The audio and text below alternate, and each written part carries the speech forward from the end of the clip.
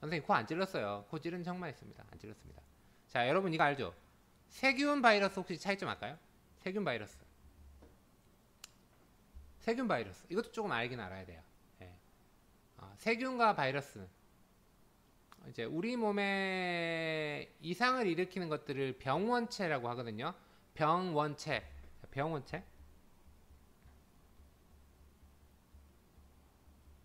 자, 우리 몸에 병원체니까 뭘까요? 병의 원인이 되는 뭐 몸체, 뭐 세균이 되겠죠. 네. 자, 이 병원체 중에서 세균, 바이러스, 뭐 곰팡이 이런 것들이 있는데요. 곰팡이는 크게 위험하지는 않으니까 곰팡이도 당연히 이제 위험합니다. 하지만 크게 위험하지 않고요. 주로 세균이나 바이러스가 우리 몸에 이상을 일으키는데요. 그렇죠. 승우가 말한 게 맞죠. 바이러스는 혼자 번식이 불가능해요. 그래서 스스로 번식이 가능한 것은 세균이고요. 바이러스는 스스로 번식이 안 돼요. 네, 스스로 번식이 안 되니까. 그러면 독립된 생명체인 거는 뭐가 독립된 생명체일까요? 세균은 스스로 번식하고요. 바이러스는 세포를 이용해서. 맞아요. 이따 얘기해 줄게요. 그러면 이건 독립된 생명체가 아니겠네요. 네, 그렇죠. 그 증식 방법이 뭐냐면 얘는 스스로 번식을 해요. 세균은 스스로 증식을 해서요. 먹이가 있고 적절한 온도 같은 게 있으면 스스로 뭐 적절한 온도 정도가 뭐 이런 적절한 환경이 그러니까 뭐 마이너스 막 몇십 도 막 아니면 끓는 물 이런 거 세균 다 죽죠. 그죠? 하지만 적절한 환경, 특히 온도 이런 먹이 같은 것들이 또 온도가 중요해요. 이런 것들이 된다면 스스로 이렇게 증식을 해요. 네, 스스로 증식해요, 세균은. 근데 바이러스는 이게 안 돼요. 이게 안 되고 어떻게 할까요? 아까 전에 어떤 친구가 얘기해 주는데 그 정상 세포, 다른 생물체의 정상 세포에 들어갑니다. 정상 세포에. 그래서 이제 숙주라 그래요. 숙주. 그러니까 기생을 하는 거예요. 숙주에 들어가 가지고 어떤 세포에 들어가 가지고 증식을 해요.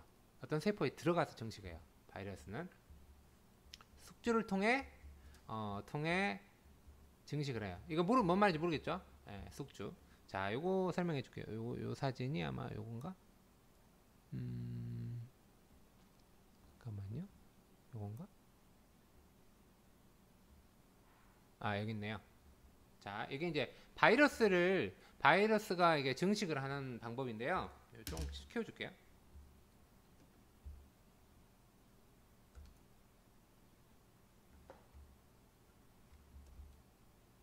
잘 보이나요? 좀 보이죠, 이제. 잘 보이죠?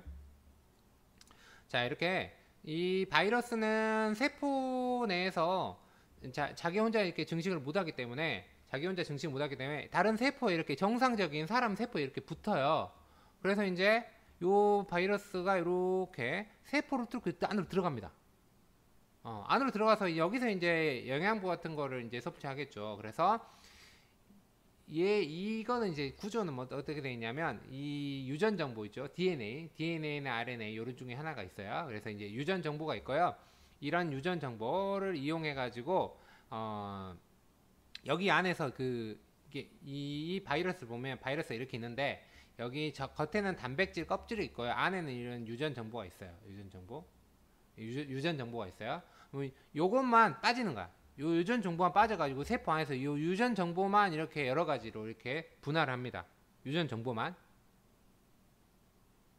예, 코로나도 똑같아요.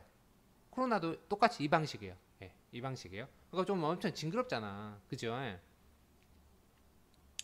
이 유전이라는 것은 그 유전 맞긴 해요. 예.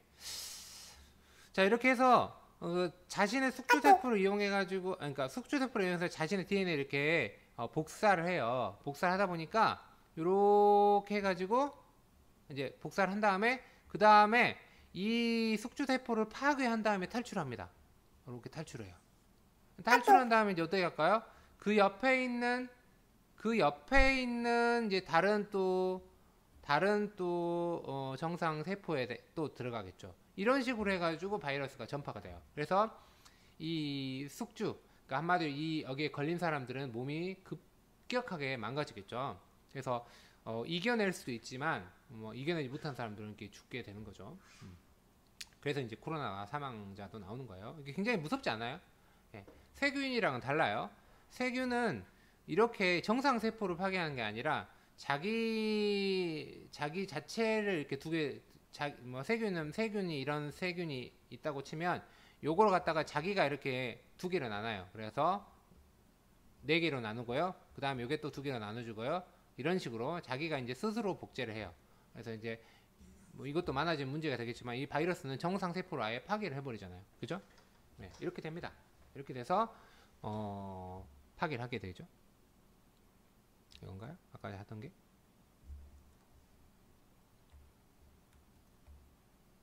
네, 그렇게 되죠. 이제 이게 증식방 그렇게 되고요. 이제 크기도 여러분이 조금 알 필요가 있는데 크기는 왜 이렇게 작아졌죠? 잠깐만요. 네. 크기는 그 단위가 요거는 이제 좀 어느 게 클까요? 그러면 얘들아 상식적으로 얘가 클까 얘가 클까? 바이러스가 클까 세균이 클까? 크기는 뭐가 클까요? 세균이 클까요? 바이러스가 클까요? 저 얘가 크죠. 얘가 바이러스는 요거는 세균의 약 1000분의 1 정도 크기예요. 네, 세균의 약 1000분의 1 정도 크기예요. 세균은 1000분의 1, 바이러스는 굉장히 작아요. 그러니까 바이러스가 1000개가 모여야지 세균 하나의 크기예요. 근데 문제는 세균은 그럼 크냐? 세균도 작아. 세균은 어느 정도 크기냐면 0.2에서 약 10 마이크로미터거든요. 마이크로미터인데 자 마이크로미터예요. 요게 단위가 마이크로미터예요. 마이크로미터예요. 자, 요게 10의 6승분의 1이거든요. 10의 6승분의 1. 그러니까 요거에 이제 여러분 하기 쉽게 하려면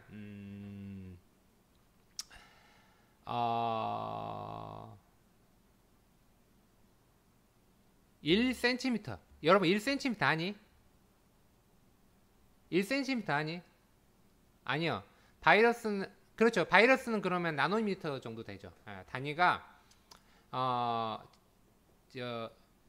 여기는 마이너스 6승이고 여기는 마이너스 9승이거든요. 그러니까 이제 딱 요거 단위만 바꿔주면 돼요. 여기는 마이크로미터, 여기는 나노미터 단위만 바꿔주면 돼요. 똑같아요. 숫자는 숫자를 똑같이 하고 단위만 바꿔주면 돼요. 요게 이 마이크로미터랑 나노미터가 단위가 아마 하여튼 1000배 차이 나거든요. 0세개 차이 나거든요. 아무튼 그래요. 그럼 1cm가 어느 정도 되냐 요걸 보여줄게요. 1cm가 만 마이크로미터예요. 이제 알겠어요? 대충 어느 정도 느낌인지. 자, 1cm가 만 마이크로미터예요. 근데 이제 이 세균은 한 뭐 0.1에서 10이니까 약 1 마이크로미터 정도 된다 생각하시면 돼요. 그러니까 세균은 1cm에 만분의 1 정도 된다는 거죠. 1cm 여러분 그 말하는 여러분 그 손톱만한 1cm에 만분의 1이니까 눈으로 잘 보일지 안 보일지 모르겠는데 눈으로 잘 보일 수도 있고 안 보일 수도 있고요. 그래서 요거는 그 광학 현미경을 볼 수 있어요. 광학 현미경 우리 그 실험실에 있는 광학 현미경을 볼 수 있어요. 그 실체 현미경 말고요. 광학 현미경을 볼 수 있어요. 네, 근데 이제 이거는 바이러스는 광학 현미경으로 못 봐요. 네, 그렇죠. 뭐 그렇게 생각하시면 되는데, 네, 그렇게 생각하면 돼요. 1cm에 1000마리가 들어있다, 10,000마리가 들어있다 생각하시면 돼요.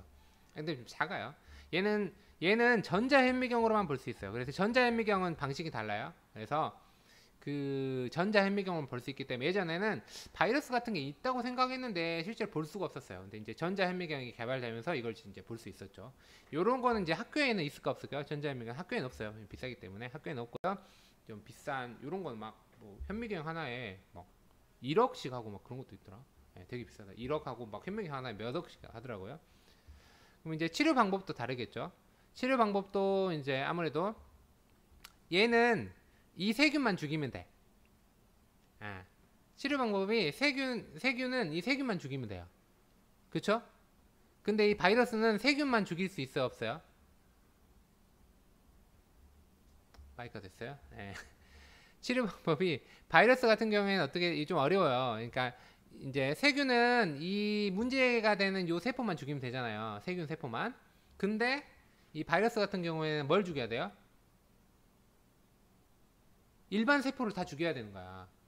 그러니까 우리 몸의 세포를 장악해 가지고 우리 몸의 그 세포 자체를, 근데 우리 몸의 세포 자체를 죽여야 되잖아요. 그러니까 굉장히 위험할 수 있고, 문제는 바이러스가 감염된 세포랑 선생님 몸 중인데 이쪽은 바이러스 감염되고 이쪽은 감염이 안 됐어. 근데 겉에서 보면 똑같잖아. 그죠? 안에 들어가고 이렇게 그 감염을 하고 있는 거잖아. 겉에서 보면 똑같아. 그러면 우리 대식이나 이런 애들이 어디가 감염된지 알 수가 알기 어려운 거야. 그렇죠? 그러니까 그렇죠.